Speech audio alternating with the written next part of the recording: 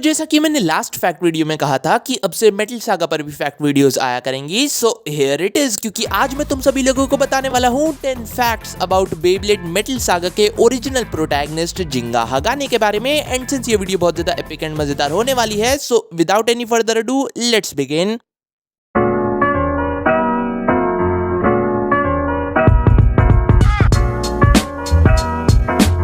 अब इससे पहले कि मैं तुम्हें सभी फैक्ट्स बताऊं जिंगा के बारे में, कृपया कमेंट करके तुम मुझे बता देना कि नेक्स्ट फैक्ट वीडियो किस मेटल सागा कैरेक्टर पर चाहिए, क्योंकि जिस कैरेक्टर के बारे में सबसे ज्यादा कमेंट्स आएंगे उसी पर नेक्स्ट फैक्ट वीडियो आएगी। बाकी मेरे सभी सोशल मीडिया हैंडल्स को भी फॉलो कर लेना, लिंक तुम्हें डिस्क्रिप्शन में मिल जाएगी। तो अब फैक्ट नंबर 1 की तरफ बढ़ते हैं। सो तुम्हें तो याद ही होगा कि कैसे एनिमे में जिंगा को उसका स्टॉर्म पेगासस मिला था उसके फादर रियो हगाने से, बट क्या तुम्हें पता है मांगा में जिंगा को स्टॉर्म पेगासस बिल्कुल ही डिफरेंट तरीके से मिला था। कंसिडरिंग मांगा में प्री हाइब्रिड व्हील सिस्टम के बेब्लेड्स भी हुआ करते थे, जिसकी शुरुआत तो एनिमे के जैसी ही होती है, मतलब रियो रायुगा को नहीं हरा पा रहा होता है इसलिए वो अपना पेगासस जिंगा को दे देता है। बट अनलाइक एनिमे वो उसे अपना स्टॉर्म पेगासस देने की जगह प्री हाइब्रिड व्हील सिस्टम का पेगासस देता है, यानी कि पेगासस 105F, जिसे लेकर जिंगा निकलता है अपने एडवेंचर्स पर रायुगा एंड उसके एल्ड्रागो को रोकने के लिए। बट उनके पहले इनकाउंटर में ही रायुगा एंड उसका प्री हाइब्रिड एल्ड्रागो जिंगा एंड उसके प्री हाइब्रिड पेगासस के टुकड़े टुकड़े कर देते हैं, जिन्हें जिंगा कोमा विलेज में एक बेब्लेड गॉड मवाशी के पास लेकर जाता है, जो कि एक बोलने वाला बंदर है। एंड फिर यही जिंगा की मदद करता है उसके पेगासस को रिवाइव एंड इवॉल्व करके स्टॉर्म पेगासस बनाने में। एंड ऐसे ही मांगा में जिंगा को उसका स्टॉर्म पेगासस मिला था, जो कि मुझे लेकर आता है हमारे सेकंड फैक्ट पर कि क्या तुम्हें पता है पूरी बेब्लेड फ्रेंचाइज में जिंगा की अपनी बेब्लेड सीरीज यानी कि बेब्लेड मेटल सागा ही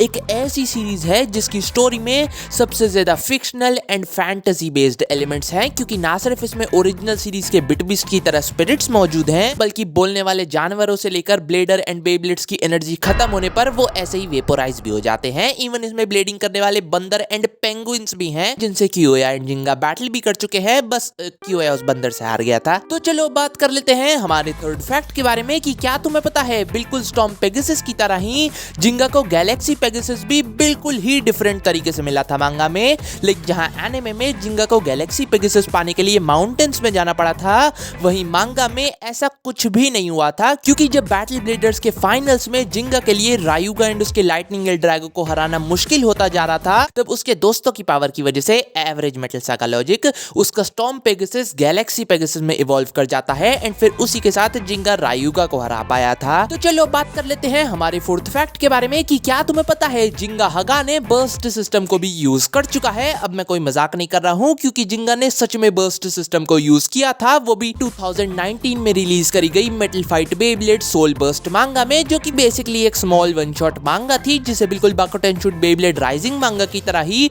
अपनी जनरेशन के मेटल फाइट एनिवर्सरी सेट को प्रमोट करने के लिए रिलीज किया गया था। But unlike Bakuten shoot Beyblade rising manga, ये सोल बर्स्ट मांगा अपने actual original metal saga universe से कनेक्टेड रहती है, क्योंकि ये मांगा फॉलो करती है नेमेसिस क्राइसिस के 6 मंथ बाद की स्टोरी को, जिसमें दुनिया अभी भी खुद को रिबिल्ड कर रही है नेमेसिस के डिस्ट्रक्शन से। एंड WBBA ने बेब्लेड्स की इतनी डिस्ट्रक्टिव पावर्स को लिमिट में रखने के लिए एक नया सिस्टम बनाया है, जो कि है बर्स्ट सिस्टम, जिसकी फुल फॉर्म है burst under resisting serious trouble system, जिसमें जिंगा भी अपना पेगासस इवॉल्व कर चुका है एंड अब वो स्टॉर्म पेगासस बर्स्ट रीमेक का यूज करता है। एंड फिर इसी के 7 साल बाद शोगन स्टील या कहूं जीरो जी के इवेंट्स होते हैं। स्पीकिंग ऑफ विच हमारा नेक्स्ट फिफ्थ फैक्ट भी जीरो जी के बारे में ही है कि क्या तुम्हें पता है जीरो जी मांगा में जिंगा वो इंसान नहीं था जिसने जायरो को उसका सामुराई ईफ्रिट दिया था, बल्कि वो जिंगा का फादर रियो हगाने था, जिसने माउंटेन्स पर ट्रैवल करते करते यंग जायरो को देखा ब्लेडिंग करते हुए एंड उसे बस ऐसे ही सामुराई ईफ्रिट पकड़ा दिया। तो चलो बात कर लेते हैं हमारे सिक्स्थ फैक्ट के बारे में कि क्या तुम्हें पता है जिंगा ने टेक्निकली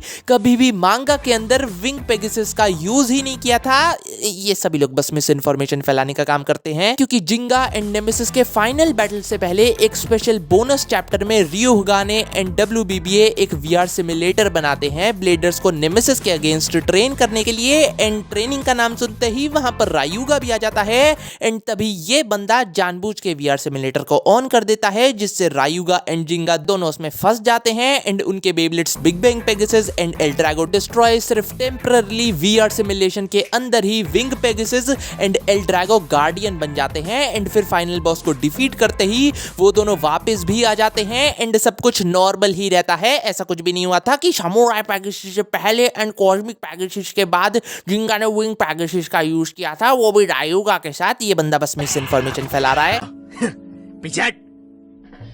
तो चलो अब बात कर लेते हैं हमारे 7th फैक्ट के बारे में कि क्या तुम्हें पता है ओरिजिनल प्री हाइब्रिड पेगासस के कई सारे मोल्ड वेरिएशंस थे। अब मैं कोई छोटे मोटे या माइनर से मोल्ड वेरिएशंस की बात नहीं कर रहा हूँ कि बस हल्का सा प्लास्टिक इधर उधर ऐड कर दिया एंड लो बन गया नया मोल्ड। मैं बात कर रहा हूँ ड्रास्टिक मोल्ड वेरिएंट्स की। लाइक ये था सबसे पहला मोल्ड वेरिएंट पेगासस 105F का, बट सिंस इसकी शेप काफी ज्यादा एग्रेसिव थी तो इसलिए सेकंड मोल्ड वेरिएंट बनाया गया जो कि थोड़ा कम शार्प था, बट स्टिल उसके कॉन्टैक्ट पॉइंट्स में इतना बड़ा गैप होने की वजह से वो इजीली ब्रेक किया जा सकता था। तो इसलिए थर्ड एंड फाइनल मोल्ड बनाया गया जिसकी शेप कंप्लीटली डिफरेंट थी क्योंकि इसके कॉन्टैक्ट पॉइंट्स एक दूसरे से कनेक्टेड थे एंड बेसिकली कोई गैप नहीं था बीच में। एंड इसी तरीके से तुम्हें आज के दिन का पेगासस 105F मिला था, बट टकारा टॉमी के इंटरनल मिसमैनेजमेंट की वजह से उसी सबसे पहले मोल्ड वाले पेगासस के साथ कई सारे एड्स और टीवी कमर्शियल्स भी बन गए थे। इवन कुछ लोगों को तो वही फर्स्ट मोल्ड वाला पेगासस भी मिल गया था जो कि आज तक उनके पास है। इसलिए टाकाफुमी अदाची को मांगा में इस सबसे पहले मोल्ड वाले पेगासस को भी एक डिफरेंट बेब्लेड बनाना पड़ा था जिसे आज हम ट्रेनिंग या प्रोटोटाइप प्री हाइब्रिड पेगासस के नाम से जानते हैं, जिसे किड जिंगा मांगा में अपने फादर के साथ ट्रेनिंग करते हुए यूज किया करता था। तो चलो अब बात कर लेते हैं हमारे 8th फैक्ट के बारे में कि क्या तुम्हें पता है दोजी जिंगा के लिए एक बूमरैंग की तरह है। मतलब जिंगा उसे कितना ही जोर से क्यों ना फेंक ले